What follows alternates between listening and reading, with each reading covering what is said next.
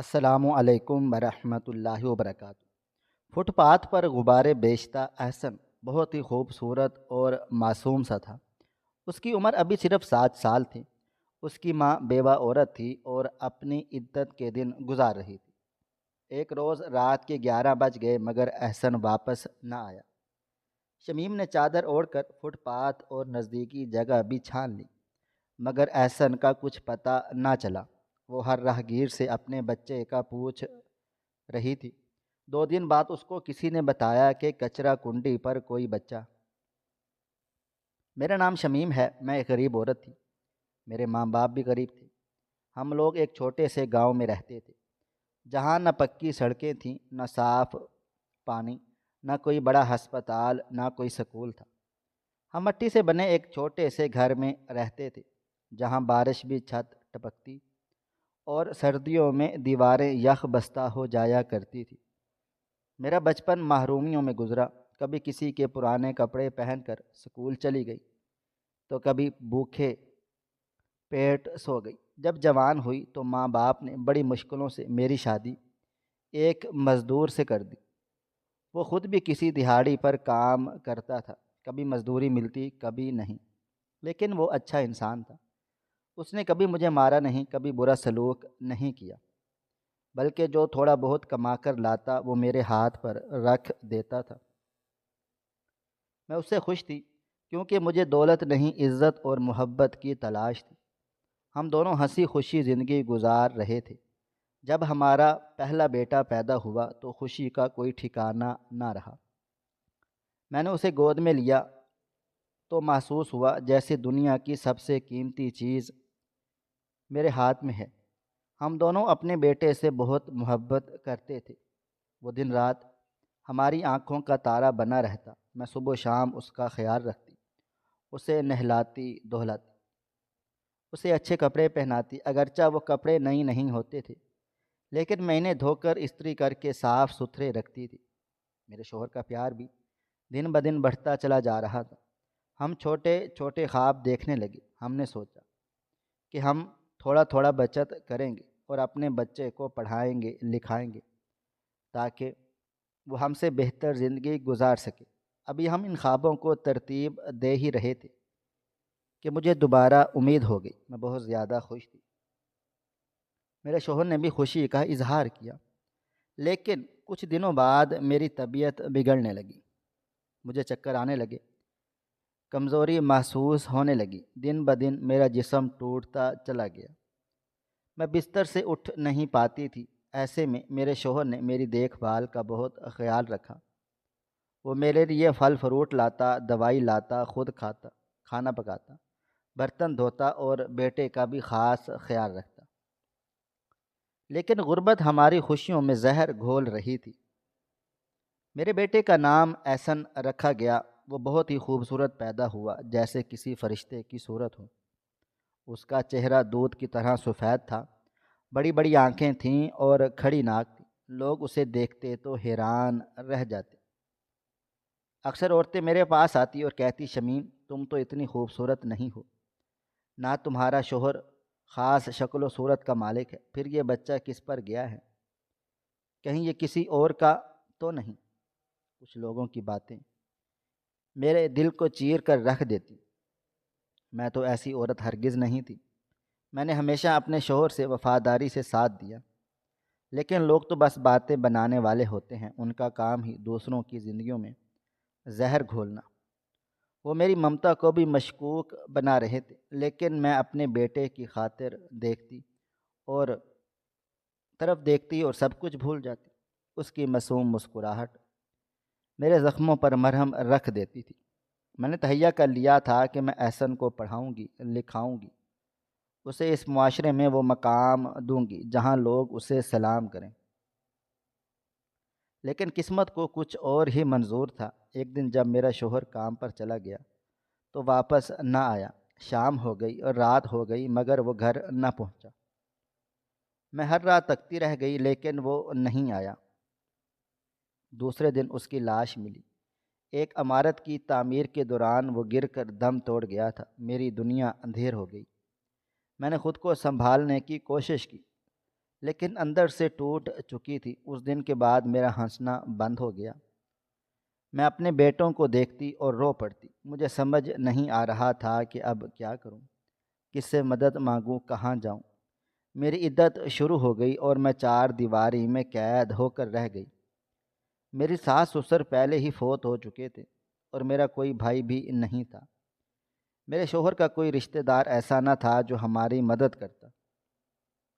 گھر میں جو تھوڑے بہت پیسے تھے وہ تیزی سے ختم ہو رہے تھے۔ راشن بھی کم ہو چکا تھا۔ میں ہر روز سوچتی کہ کسی سے قرض مانگوں،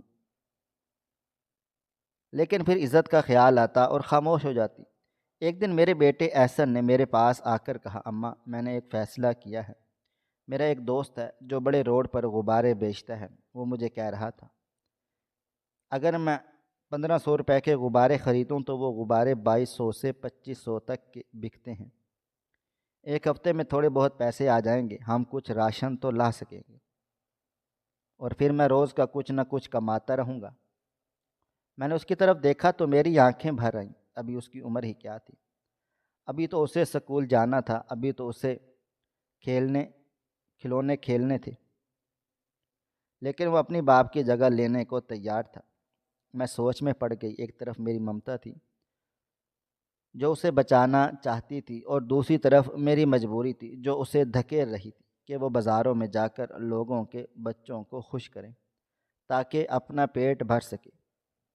میں نے دل پر پتھر رکھا اور بستر کے نیچے سے آخری 1500 نکالے، وہی جو میں نے راشن کے لیے سنبھال کر رکھے تھے۔ میں نے ان پیسوں کو ہاتھ میں لے کر اپنے بیٹے کو دیے اور کہا، بیٹا اپنے راستے سے نہ ہٹنا، کسی اجنبی سے بات نہ کرنا، کسی کے ساتھ نہ جانا، صرف اپنے کام سے کام رکھنا اور جلدی واپس آ جانا۔ وہ مسکرایا اور بولا، اماں فکر نہ کرو، میں سب سنبھال لوں گا۔ میں نے اسے گلے سے لگا لیا، اس کے ماتھے کو چوما اور دل ہی دل میں اللہ تعالیٰ سے دعا کی، یا اللہ میرے بیٹے کی حفاظت فرمانا، کیونکہ اب یہی اس گھر کا واحد سہارا ہے، اب یہی مرد ہے، اسے وقت سے بڑا ہونا پڑ گیا ہے، شاید یہی قسمت میں لکھا تھا۔ سچ کہتے ہیں کہ مرد جب پیدا ہوتا ہے صرف تبھی خوشی ہوتی ہے، اس کے بعد خوشی نہیں رہتی، بلکہ ایک ایک کر کے اس پر بوجھ بڑھنے لگتا ہے، کبھی عمر کا بوجھ، کبھی وقت کا بوجھ، کبھی گھر والوں کا بوجھ اور کبھی حالات کا بوجھ۔ جب میرے بیٹے نے پہلی بار غبارے بیچنے کا کہا تھا تو میں نے دل پر پتھر رکھ کر اجازت دے دی تھی۔ میں نے سوچا تھا کہ شاید یہ ایک وقتی مرحلہ ہوگا، لیکن جب اس نے غبارے بیچنے شروع کیے تو اس کی محنت دیکھ کر میرا کلیجہ ٹکڑے ٹکڑے ہو جاتا۔ وہ معصوم سا چھوٹا سا بچہ جو ابھی سکول کے بستے سے کھیلنا چاہتا تھا، وہ روز صبح غبارے خرید کر لاتا، ان کو اپنے چھوٹے چھوٹے ہاتھوں سے بڑی محنت سے پھلاتا، ایک ایک غبارے کو بڑی احتیاط سے سنبھالتا۔ کبھی کوئی غبارہ پھٹ جاتا تو اس کا چہرہ مرجھا جاتا، جیسے کوئی قیمتی چیز ٹوٹ گئی ہو۔ وہ ایک لمبے سے بانس نما ڈنڈے پر سارے غبارے باندھتا اور اسے بڑی احتیاط سے اپنے کندھے پر رکھتا۔ کبھی وہ ڈنڈا اس کے کندھے کو چیرتا اور کبھی اس کا جسم پسینے سے بھیگ جاتا۔ اس کا جسم چھوٹا تھا لیکن اس کے خواب بہت بڑے تھے۔ جب وہ ڈنڈا اپنے کندھے پر رکھ کر دروازے سے باہر نکلتا تو مسکرا کر کہتا، امی دعا کرنا آج اچھا بکے۔ میں ہاں میں سر ہلا دیتی اور اس پر مسکرا دیتی تاکہ اسے حوصلہ ملے، لیکن جو ہی وہ نظروں سے اوجھل ہوتا میں دروازہ بند کر کے دیوار سے لگ کر بیٹھ جاتی اور پھوٹ پھوٹ کر روتی۔ میں روتی کہ میری گود کا پالا ہوا بچہ آج دھوپ کی تپش میں لوگوں کو خوش کرنے نکل گیا ہے۔ وہ بچہ جس کے لیے میں نے خواب دیکھے تھے کہ وہ ایک دن سکول جائے گا، کتابیں پڑھے گا، بڑا بنے گا، وہ بچہ آج بازار میں غبارے بیچے گا۔ وہ بچہ جس نے ابھی دنیا ہی نہیں دیکھی تھی، وہ دنیا کی سختیوں سے لڑنے نکل پڑا تھا۔ ہم نے کبھی سوچا بھی نہ تھا کہ ایک دن بھی ایسا دیکھنا پڑے گا۔ ہم دونوں میاں بیوی نے ہمیشہ یہ خواب دیکھے تھے کہ احسن کو ہم پڑھائیں گے، لکھائیں گے، اسے اچھا انسان بنائیں گے کہ وہ ڈاکٹر بنے یا انجینئر بنے، لیکن قسمت نے جیسے ہم سے سب کچھ چھین لیا ہو اور ہمیں خاموشی سے تماشا دیکھنے پر مجبور کر دیا۔ میں دن بھر اپنے کمرے میں بیٹھی رہتی اور بیٹے کی واپسی کا انتظار کرتی، اور جب وہ آتا تو میں اس کا چہرہ دیکھتی، وہ زبردستی مسکراتا اور کہتا امی سب ٹھیک ہے۔ لیکن میں جانتی تھی کہ کچھ بھی ٹھیک نہیں ہے، اس کے چہرے پر تھکن چھائی ہوتی، اس کی آنکھیں بجھی بجھی ہوتی، اس کے پاؤں میں چھالے ہوتے جنہیں وہ مجھ سے چھپانے کی کوشش کرتا، لیکن ماں کی نظروں سے کچھ نہیں چھپتا۔ میں جانتی تھی کہ وہ کتنا دکھ سہ رہا ہے۔ میری ایک بہن تھی جو کبھی میرے بہت قریب ہوا کرتی تھی، اس نے مجھ سے میرے اچھے وقت میں 3-4 ہزار روپے لیے تھے جو میں نے تھوڑے تھوڑے کر کے اسے دیے تھے، کبھی اپنے زیور بیچ کر، کبھی راشن بچا کر، اور کبھی سلائی کر کے میں نے اسے یہ رقم دی۔ لیکن جب مجھے ضرورت پڑی تو میں نے اس سے وہ رقم مانگی تو میں نے سوچا وہ میری بہن ہے، وہ میری مدد کرے گی۔ لیکن جب میں نے اس سے بات کی تو اس نے صاف الفاظ میں انکار کر دیا کہ اس کے پاس 1 روپیہ بھی نہیں ہے، اور اس نے الٹا مجھے طعنہ دیا کہ تم بہن ہو کر بہنوں سے پیسے مانگتی ہو۔ میں نے اسے سمجھایا کہ میری حالت بہت خراب ہے۔ میں نے کہا میں ان پیسوں سے اپنے لیے جوتے خریدنا چاہتی ہوں جو روز دھوپ میں ننگے پاؤں پھرتا ہے۔ میں اس کے لیے ایک پانی کی بوتل لینا چاہتی ہوں تاکہ جب وہ بازار میں ہو اور پیاس لگے تو ٹھنڈا پانی پی سکے، کیونکہ میں نارمل بوتل میں پانی دیتی ہوں تو وہ بازار کی دھوپ میں گرم ہو جاتا ہے، اور وہ بیچارہ پھر بھی کچھ نہیں کہتا۔ اس نے مجھے اتنا بھی نہیں کہا کہ میں تمہارے لیے کچھ کر سکوں۔ مجھے اس کا جواب سن کر ایسا لگا جیسے میری کوئی ہڈی ٹوٹ گئی ہو۔ میں نے اس دن سوچا کہ رشتہ خون کا ہو یا ساس کا، جب وقت بدلتا ہے تو سب بدل جاتے ہیں۔ میرے بیٹے کے پاؤں پر چھالے تھے لیکن اس کی زبان پر کبھی شکایت نہ آئی۔ وہ جب بھی گھر آتا اپنی تھکن کو چھپاتا اور کہتا اماں آج 2 غبارے زیادہ بکے، یا آج ایک بچے نے ضد کر کے 3 غبارے لے لیے۔ وہ ہر چھوٹی چھوٹی بات میں خوشی تلاش کرتا تھا، لیکن میں جانتی تھی کہ اس کا دل رو رہا ہے۔ وہ رات کو جب سو جاتا تو میں اس کے پاؤں کو دیکھتی اور ان پر تیل ملتی۔ اس کی ایڑیاں سخت ہو گئی تھیں، انگلیوں پر نشان پڑ گئے تھے۔ اس کا رنگ جو کبھی دودھ جیسا سفید تھا اب دھوپ کی شدت سے ماند پڑنے لگا۔ میں رات کو اٹھ کر اسے دیکھتی تو خود کو کوستی کہ میں ماں ہوں اور کچھ بھی نہیں کر پا رہی ہوں۔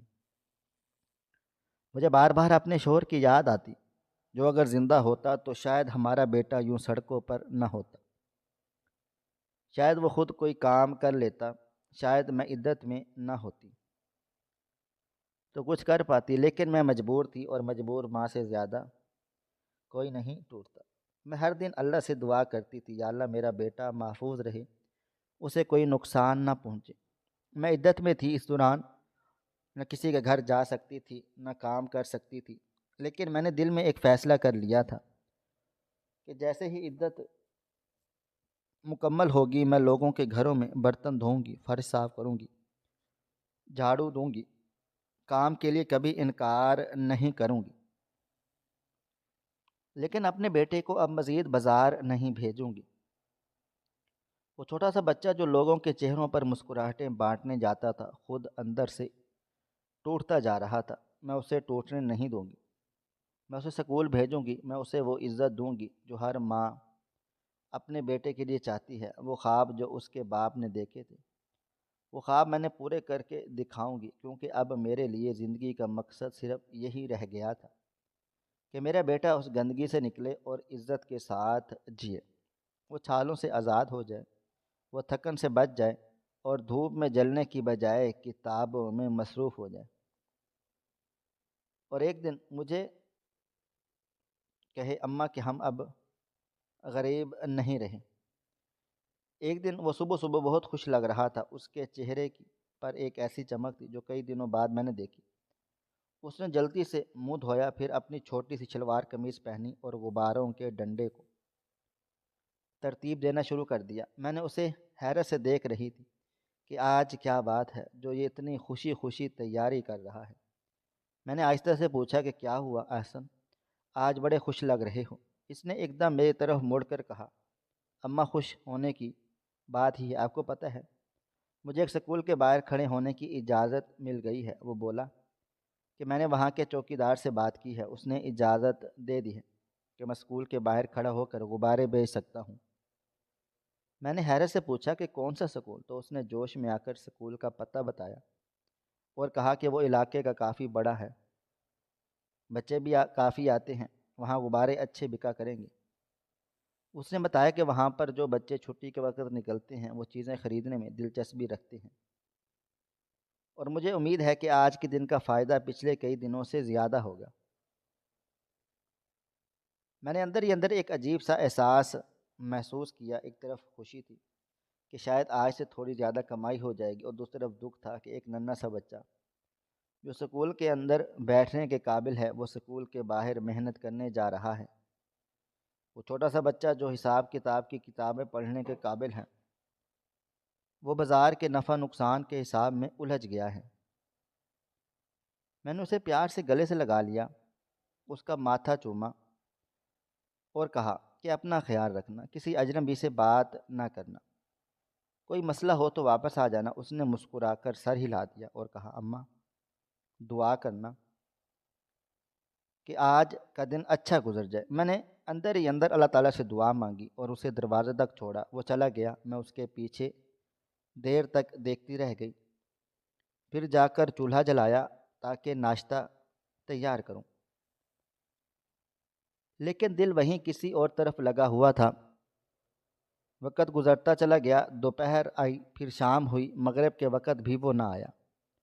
مجھے بے چینی ہونے لگی، لیکن میں نے خود کو دلاسا دیا کہ آج شاید چونکہ نیا مقام ہے اس لیے دیر ہو گئی ہوگی۔ کچھ دیر بچے بھی دیر سے نکلتے ہیں۔ وہ غبارے بیچنے کے بعد کسی بچے کے اصرار پر کچھ دیر اور ٹھہر گیا ہوگا۔ رات کے 10 بج گئے اور میری بے چینی بڑھنے لگی۔ میں بار بار دروازے کے پاس جاتی، کھڑکی سے باہر جھانکتی،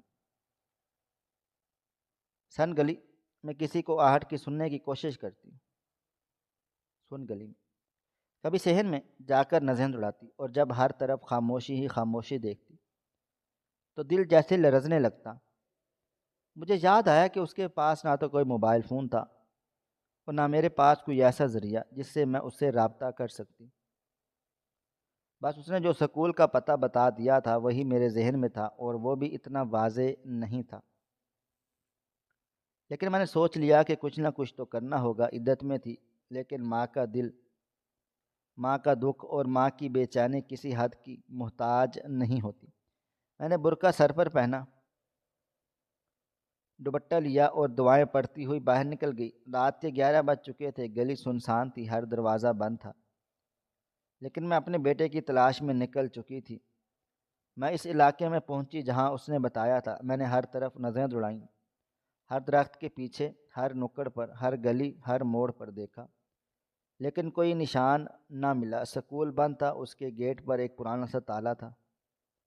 اندھیرے میں کچھ بھی نظر نہیں آ رہا تھا، آس پاس کوئی بھی انسان موجود نہ تھا۔ اتنے میں ایک طرف سے چائے والا بیٹھا دکھائی دیا۔ میں جلدی سے اس کی طرف چلی گئی اور اس سے پوچھا کہ یہاں آج ایک لڑکا آیا تھا جو غبارے بیچتا تھا، کیا تم نے اسے دیکھا؟ اس نے کہا، ہاں آج وہ آیا تھا، شاید اس کا پہلا دن تھا، لیکن پھر وہ کہاں گیا مجھے نہیں پتا۔ چائے والے کے الفاظ میرے دل میں خنجر کی طرح چبھے۔ اگر وہ یہاں کھڑا تھا تو اب کہاں چلا گیا تھا؟ کسی کے ساتھ کیا گیا یا کوئی لے کر گیا؟ میرے دل و دماغ میں ایک ساتھ ہزاروں سوال آنے لگ گئے۔ میں نے وہ علاقہ چھوڑا اور آس پاس کے دوسرے علاقوں میں بھی تلاش کرنے لگی۔ اندھیرے میں لوگوں کے دروازے کھٹکھٹائے، لوگوں سے پوچھا، ہر ایک سے سوال کیا کہ کہیں کوئی بچہ دکھا جو غبارے بیچتا ہوں، لیکن کسی نے کچھ نہ دیکھا، کسی نے کچھ نہ سنا۔ میرا دل زور زور سے دھڑک رہا تھا، آنکھوں سے آنسو تھمنے کا نام نہیں لے رہے تھے۔ میں بے حال ہو چکی تھی، لیکن ہار ماننے کو تیار نہ تھی۔ دل کرتا تھا کہ کسی طرح ایک نظر دیکھ لوں، بس ایک لمحے کے لیے وہ مجھے نظر آ جائے، کہیں بھی بیٹھا ہو، کسی دیوار کے ساتھ لگا ہو، کسی کھمبے کے نیچے سویا ہو، مجھے اس کی جھلک مل جائے تو میری جان میں جان آ جائے۔ لیکن میں نے ہر جگہ دیکھا، کچھ نہ ملا۔ وقت گزرنے لگا، لیکن وہ سڑکیں ویران ہونے لگ گئیں۔ میں ڈری کہ کہیں میرا پیچھا نہ کر رہا ہو تو کہیں مجھ پر حملہ نہ کر دے۔ میں مجبور ہو کر گھر واپس چلی آئی۔ میں نے قریبی رشتہ داروں کے دروازے بجائے ان سے کہا کہ احسن ابھی تک واپس نہیں آیا، اس کو تلاش کرنے میں میری مدد کرو۔ لیکن انہوں نے سرد لہجے میں کہا کہ اب اس وقت رات کے پچھلے پہر میں کہاں تلاش کریں، صبح دیکھیں گے، ابھی کیا ہو سکتا ہے۔ میں نے کہا کہ وہ میرا بیٹا ہے، اس کو کچھ ہو گیا تو کیا تمہیں نیند آ جائے گی؟ لیکن وہ اپنی نیند کو زیادہ اہم سمجھ رہے تھے۔ میں نے سوچا پولیس اسٹیشن کا جا کر رپورٹ درج کرواؤں، تو وہاں بھی یہی کہا گیا کہ جب 24 گھنٹے مکمل ہوں گے تب گمشدگی کی رپورٹ لکھیں گے، اس سے پہلے نہیں ہو سکتی۔ اب میرے پاس کچھ نہ بچا، نہ امید، نہ سہارا، نہ مدد، نہ وقت۔ میں دروازے کے پاس بیٹھ گئی، بار بار دروازہ کھولتی، بار بار گلی میں جھانکتی اور دل ہی دل میں سوچتی کہ ابھی آ جائے گا، ابھی کسی بچے کو غبارے دے رہا ہوگا، ابھی کسی دکان پر کھڑا ہوگا، ابھی نظر آ جائے گا۔ لیکن وہ نہیں آیا اور میں اسی آس امید پر بیٹھی رہی، جیسے کسی نے میری دنیا چھین لی ہو، جیسے میرے دل پر کوئی بھاری بھرکم بوجھ رکھ دیا گیا ہو۔ میں ہر لمحہ دعا کرتی، یا اللہ میرے بچے کو سلامت رکھ، اسے میرے پاس واپس بھیج دے، کیونکہ اس کے بغیر میرا دل زندہ لاش کی طرح ہو گیا ہے۔ 2 دن کیسے گزرے یہ صرف میں جانتی ہوں، کوئی اور نہیں سمجھ سکتا۔ یہ 2 دن 2 مہینے جیسے لگے، ہر لمحہ ایک قیامت سے کم نہ تھا، ہر گھنٹہ میری جان نکالنے آتا اور ہر رات میری روح چیر کر گزرتی تھی۔ جیسے جیسے وقت گزرتا جا رہا تھا امیدیں بھی دم توڑ رہی تھیں۔ میں دروازے کے پاس بیٹھی رہتی، کبھی صحن میں ٹہلنے لگتی، کبھی دیوار سے لگ کر بیٹھ جاتی اور کبھی بے چینی سے اٹھ کر دوبارہ دروازہ کھولتی، جیسے میرے بیٹے نے ابھی آ جانا ہو، لیکن وہ نہیں آ رہا تھا۔ ہر بار دل کو تسلی دیتی کہ ابھی آ جائے گا، ابھی دروازہ کھٹکھٹائے گا اور کہے گا امی میں آ گیا۔ لیکن ہر تسلی پر امید، ہر دعا جیسے کہیں کھو گئی۔ محلے کی کچھ عورتیں آ کر افسوس کا اظہار کرنے لگیں، کوئی کہتی تم نے خود بھیجا تھا، کسی نے کہا اس عمر میں کوئی بچہ کام پر بھیجتا ہے۔ پھر 2 دن ہو گئے، اگر بچہ صحیح سلامت ہوتا تو کب کا واپس آ چکا ہوتا۔ کسی نے تو یہاں تک بھی کہہ دیا کہ لگتا ہے وہ بچہ اس دنیا میں نہیں رہا۔ میری آنکھوں کے سامنے اندھیرا چھا گیا، دل کیا کہ چیخ چیخ کر ان سب کو جواب دوں، لیکن زبان جیسے گنگ ہو چکی تھی، ایک لفظ بھی منہ سے نہ نکل سکا۔ میں نے بس آنکھیں بند کر لی تھیں اور دل میں اللہ تعالیٰ کا نام لینے لگی۔ مجھے لگا کہ اب اگر کچھ برا ہوا تو میں نہیں بچوں گی، کیونکہ میری سانسیں اب صرف میرے بیٹے کے سہارے پر چل رہی تھی۔ وہ نہ ہوگا تو میں بھی نہیں جیوں گی۔ اسی پریشانی کے عالم میں جب 2 دن گزر چکے تھے تو محلے کی ایک عورت آئی اور کہا کہ کچرا کنڈی کے پاس کوئی بچہ ملا ہے، تم جا کر دیکھ لو۔ یہ سن کر میرے پیروں تلے سے زمین نکل گئی، جیسے کسی نے ایک دم سے مجھے زمین پر گرا دیا ہو۔ دل تیزی سے دھڑکنے لگا، سانسیں رکنے لگی۔ میں نے سوال کیا کہ کہاں ملا ہے، کس حال میں ہے؟ اس عورت نے جواب دیا، بہن ہمیں تو صرف اتنا پتہ چلا ہے کہ وہاں کوئی بچہ ملا ہے، تم جا کر دیکھ لو۔ اور پھر اس نے نہایت سرد لہجے میں کہنا شروع کر دیا کہ بہت افسوس ہوا بہن، تمہارا بچہ تو شاید اب اس دنیا میں نہیں رہا ہوگا۔ 2 دن بعد ملا تو کیا زندہ ہوگا؟ لاش کی شناخت کے لیے بلا رہے ہیں۔ اللہ تمہیں صبر دے۔ میں کانپنے لگی، میری آنکھوں کے سامنے ہر منظر دھندلا گیا، جیسے ہوا میں خاک بھر دی گئی ہو۔ اس عورت نے میری چھاتی پر ایک اور زخم رکھ دیا جب اس نے کہا کہ تمہاری ہی غلطی تھی، تم نے ہی تو اسے کام پر بھیجا، اتنا چھوٹا سا بچہ، کوئی اسے باہر بھیجتا ہے؟ اب تمہارے پاس کیا ہے باقی رہا؟ تمہارا کوئی بھی نہیں رہا۔ اس کی باتیں میرے دل کو چیر رہی تھی، لیکن میری ممتا کو تانے دے رہی تھی اور کچھ کہہ بھی نہیں سکتی تھی۔ میرے دل میں ایک آگ جل رہی تھی اور ساتھ ہی ایک خوف تھا جو میرے جسم کو تھر تھرا رہا تھا۔ میں نے اپنی رکی ہوئی سانسوں کو سمیٹا اور برقع پہن کر باہر نکلی۔ میرے ساتھ میرا ایک کزن تھا، وہی میرے ساتھ چل پڑا۔ میں نے اس سے پوچھا یہ کچرا کنڈی کون سی جگہ ہے؟ تو بولا وہ بہت عجیب سی جگہ ہے، وہاں پر زیادہ تر ٹریکٹر والے رہتے ہیں، وہ بڑے بے رحم اور بد اخلاق لوگ ہیں، ان کی نہ کوئی عزت کا خیال ہوتا ہے نہ کسی کی حرمت کی پرواہ۔ میں نے سنا تو میرا دل اندر سے دہلنے لگا۔ میں نے کہا اللہ نہ کرے میرے بچے کو کچھ ہوا ہو۔ میں بار بار اپنے دل کو سمجھا رہی تھی، لیکن ایک خوف تھا کہ میرے دل میں بیٹھ چکا تھا۔ ہم جیسے جیسے اس جگہ کے قریب جا رہے تھے، میرا دل جیسے سینے سے نکل کر ہاتھوں میں آ گیا تھا۔ راستے بھر میرے آنسو رکتے ہی نہیں تھے۔ میں نے اپنے کزن کا ہاتھ مضبوطی سے پکڑ لیا، جیسے میں گرنے والی تھی۔ وہ مجھے سہارا دے رہا تھا، لیکن میں خود کو سنبھال نہیں پا رہی تھی۔ اللہ میرے دل میں دعا تھی کہ اللہ میرے بچے کو سلامت رکھے، اللہ میرے بچے کو مجھ سے نہ چھیننا۔ ہم اس جگہ پہنچے تو وہاں ایک عجیب سی شکل والا لمبا سا آدمی کھڑا تھا۔ اس کے چہرے پر کوئی جذبہ نہ تھا، جیسے وہ درد اور احساس سے بالکل خالی ہو۔ ہم اس کے قریب گئے، میرا کزن آگے بڑھا اور پوچھا یہاں جو یہ بچہ ملا ہے وہ کہاں ہے؟ اس نے بڑی بے نیاز سے کہا ایک بچہ ملا ہے، کس کا ہے؟ میں نے تیزی سے آگے بڑھ کر کہا کہ وہ میرا بچہ ہے، وہ میرا احسن ہے۔ اس نے مجھے اوپر سے نیچے تک دیکھا اور طنزیہ انداز میں کہا بڑی لاپرواہ ماں ہو جو تم اتنے دن سے اپنے بچے کو ڈھونڈنے نہیں آئی۔ میری آنکھوں میں آنسو لیے کہا کہ جتنی بھی باتیں سنانی ہے سنا لے، بس مجھے میرے بچے سے ملا دے، مجھے اور کچھ نہیں چاہیے، مجھے میرے بیٹے کی ایک جھلک دکھا دیں۔ وہ بولا اچھا رکو بلاتے ہیں۔ پھر وہ کسی کو آواز دینے لگا، اس کے ساتھ ایک اور آدمی آ گیا، وہ دونوں آپس میں کچھ باتیں کرنے لگے۔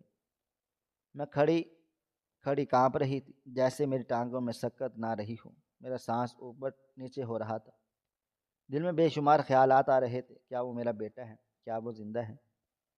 کیا وہ ابھی اس کو دیکھ سکوں گی؟ میرا دل جیسے دھڑکنا بند کر رہا تھا۔ میں ہر لمحے ان کے ہونٹوں کی جنبش کو دیکھ رہی تھی، جیسے ان کے منہ سے جو اگلا جملہ سننے کو ملے گا وہ میری دنیا بدل دے گا۔ پھر انہوں نے کہا کہ اس طرف آ جاؤ۔ میں نے دیکھا کہ وہ ایک گندا سا کمرہ تھا، جسے ٹرک ڈرائیوروں کے پاس ایک کمرہ ہوتا ہے، نہایت چھوٹا سا، بغیر کسی ہوا کے گزر کے، بس ایک پنکھا جس کی رفتار اتنی کم تھی کہ گرمی کو اور زیادہ بڑھا دیتا تھا۔ اس کمرے میں ایک چارپائی رکھی تھی، کچھ پرانے کپڑے ایک کونے میں لٹک رہے تھے، ایک چھوٹا سا چولہا بڑا تھا جس پر شاید یہ چائے بنائی جاتی ہوگی، دیوار پر تیل اور دھوئیں کے نشان تھے، ہر چیز سے ایک عجیب سی بو آ رہی تھی، جیسے کمرے میں صفائی نہ ہو یا وہاں روزانہ کئی لوگ آ کر بیٹھتے ہوں اور سوتے ہوں۔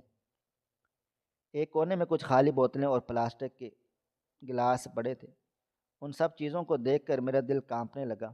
میں اتنی گھبراہٹ میں آگے بڑھی کہ مجھے لگا شاید کچھ بہت برا ہو چکا ہے، اور میرا دل اتنے زور زور سے دھڑکنے لگا ہے جیسے ابھی باہر آ جائے گا۔ میری سانسیں رک رہی تھی، میرے ہاتھ کب کپا رہے تھے، آنکھوں میں آنسو تھے، اور ذہن میں صرف ایک دعا، یا اللہ میرا بچہ سلامت ہو۔